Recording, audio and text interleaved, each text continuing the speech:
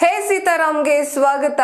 ನಾನು ನಿಧಿ ರಾಠೋಡ್. ಮಾಜಿ ಸಚಿವ ಶ್ರೀರಾಮುಲು ಸಹೋದರಿ ಜೆ ಶಾಂತಾ ಅನ್ನುವಂತವರು, ಇವರು ಕೂಡ ಮಾಜಿ ಸಂಸದೆಯಾಗಿದ್ದವರು.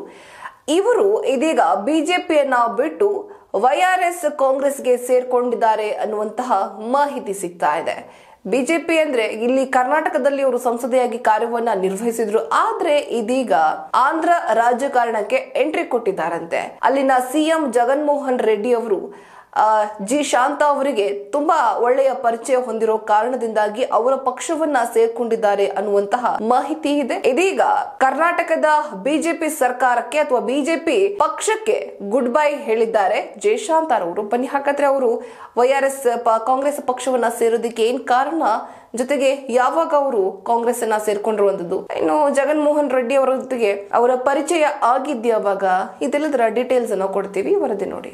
ಮಾಜಿ ಸಚಿವ ಶ್ರೀರಾಮುಲು ಸಹೋದರಿ ಮಾಜಿ ಸಂಸದೆ ಜೆ ಶಾಂತಾ ಅವರು ಬಿಜೆಪಿಗೆ ಗುಡ್ ಬೈ ಹೇಳಿದ್ದಾರೆ. YSR ಕಾಂಗ್ರೆಸ್ ಸೇರ್ಪಡೆಗೊಳ್ಳುವ ಮೂಲಕ ಕರ್ನಾಟಕ ರಾಜಕಾರಣ ಬಿಟ್ಟು ಆಂಧ್ರ ಪ್ರದೇಶದ ರಾಜಕಾರಣಕ್ಕೆ ಅವರು ಎಂಟ್ರಿ ಕೊಟ್ಟಿದ್ದಾರೆ.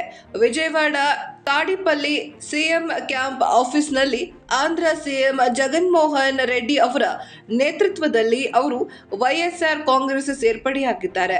ಮುಂದಿನ ಲೋಕಸಭಾ ಚುನಾವಣೆಯಲ್ಲಿ YSR ಪಕ್ಷದಿಂದ ಹಿಂದೂಪುರ ಕ್ಷೇತ್ರದಿಂದ ಸ್ಪರ್ಧಿಸುವ ಸಾಧ್ಯತೆ ಇದೆ. ಇನ್ನು ಈ ಕ್ಷೇತ್ರದಲ್ಲಿ ವಾಲ್ಮೀಕಿ ಸಮುದಾಯದ 4.5 ಲಕ್ಷ ಮತದಾರರಿದ್ದಾರೆ. ಇದೇ ಕಾರಣಕ್ಕೆ ಅವರು ಹಿಂದೂಪುರ ಕ್ಷೇತ್ರದ ಮೇಲೆ ಕಣ್ಣಿಟ್ಟಿದ್ದಾರೆ.